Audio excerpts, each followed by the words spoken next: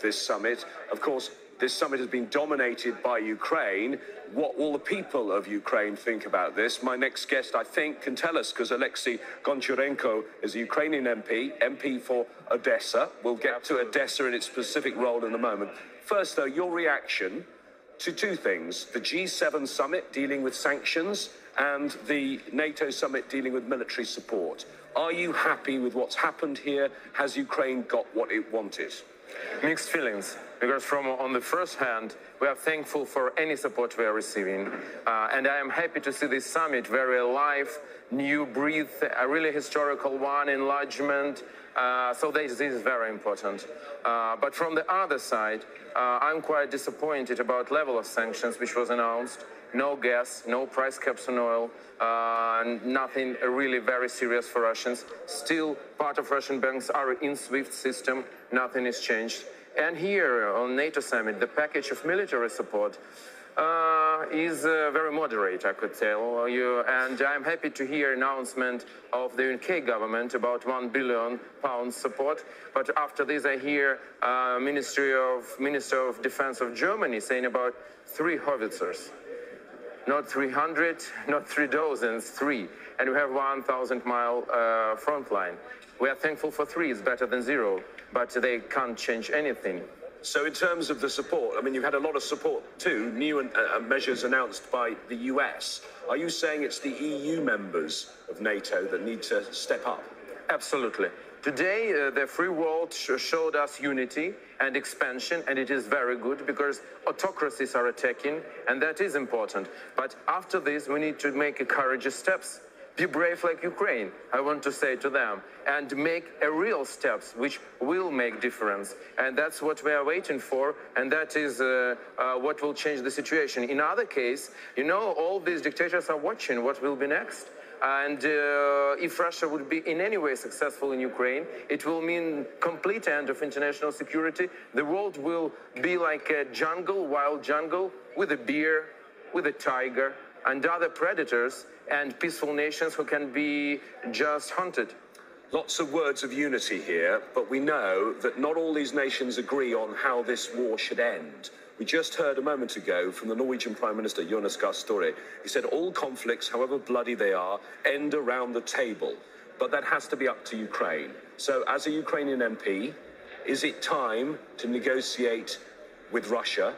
And in any negotiation, there has to be compromise. Is your country prepared to compromise? For example, Crimea, is it ever coming back to Ukraine? First of all, I know one war which finished with the table on which the body of Hitler was lying.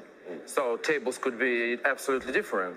Speaking about negotiations, we are ready for them yesterday, but it depends about what.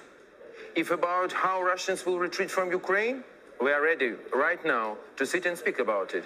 If to speak about some concessions, territorial concessions from Ukraine, we will never go to this table. There is no sense to go there, because will be a salami tactics. Today they cut one part, tomorrow next, tomorrow next. We will never agree for this. We are a proud nation, we showed it to the whole world, and we will liberate our territory like we did it with Snake Island already. Let me ask you about Snake Island. So that is a barely populated island in the Black Sea, but strategically important, taken by Russia in the early days of the war. You say you've liberated it. The Russians say they've given it up as a gesture of goodwill. I have a proposition to Russia. Let's make one more gesture of goodwill, retreat from Crimea. That would be a very good gesture of goodwill from them. They say it's a great gesture of goodwill, suggesting that this UN brokered deal to try and get the grain out of Ukraine and get it to the world markets might be coming closer. We know Turkey's involved in that deal as well. Do you think that is imminent? Because Ukraine has to agree to that as well. Ukraine agreed to feed the world. 400 million people throughout the whole planet are dependent from Ukrainian crops, and we want to send this grain to them. Like countries like Egypt, like other Northern African, Middle East countries, we very much want to do this. Russians were stopping it. And when we are saying Russia and gesture of goodwill, it's something that couldn't be together. They just lost the battle for Snake Island, because yes, without Snake Island control, we couldn't provide secure shipments of grain. It's impossible. So that was absolutely needed to make these shipments. Today we did it. Before this, I don't want to remind you, we sunk down Russian flagman ship Moskva, which was cruiser missile. Today it's a submarine, and also a number of other ships. So it's not a deal with Russia that is moving, because deal is not moving at all. Russians don't want. They want chaos. They want people starving. They want people to be hostages of Putin. He's a food terrorist.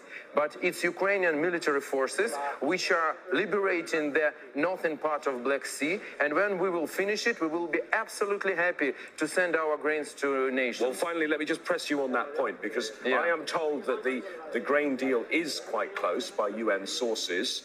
I know that you want people not to suffer around the world, but potentially if that grain deal is done, is there a danger for Ukraine that the world will stop caring, particularly further around the world where they're feeling the reverberation? First of all, we're humans. We can't see like people are suffering from hunger and starving and dying from famine. So we want to send grain. For us, it's not a leverage. It's leverage for Putin, and he uses it. And when you're saying deal, Russia never ever respect the deals. That is the problem with Russia. And I can tell you that I can't confirm that the deal is closed. But I can confirm that Ukraine is quite close to the fact that we can provide and secure the shipment ourselves. That is something which we are moving to. If Russia will finally stop threatening the world with the hunger, we would be happy. But we don't believe in them. Oleksiy Goncharenko, an MP from Ukraine, from Odesa, thank you very much for joining us.